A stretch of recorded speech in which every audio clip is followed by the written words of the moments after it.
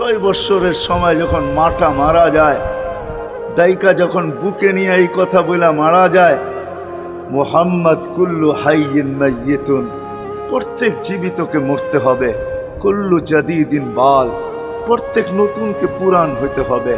বিদায় বেটা আমি চললাম বইলা জ্বরের ভিতরে জানটা যখন দিয়া দিছেন, হায় হায়, আমার মনে হয় আল্লাহ কি করে সইছেন জানি না।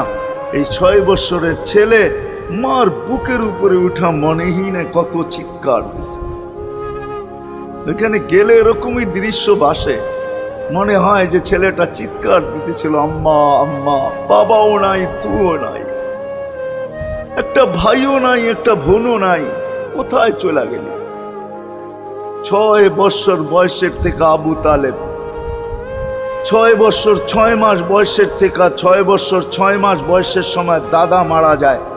আবু তালেব 50 বছর 6 মাস 10 দিন, যেদিন আল্লাহর রসুলের বয়স 44 বছর 10 দিন, বাতিজাকে সিনায় রাইখা পাচ্ছেন, সিনায় রাইখা। ভালোবাসা এতটুকু দিয়েছেন দুনিয়ার কেউ দিতে পারবে না। আমার বিশ্বাস, আমার মন বলে, রবের পরে যদি কেউ মুহাম্মদুর রাসূলুল্লাহকে ভালোবাসা থাকে, তাহলে আবু তালেব ব্যতীত দ্বিতীয় কোনো ব্যক্তি আমি পাই না।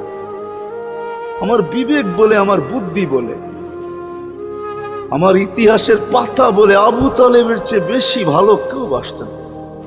আপনারা আবু তালেবকে চিনেন না? মক্কায় যার উপরে আঙ্গুল উঠানের কোনো ব্যক্তি ছিল না। মক্কা ভূখণ্ডে, আরব ভূখণ্ডে, মক্কা তো দূরের কথা, আরব ভূখণ্ডে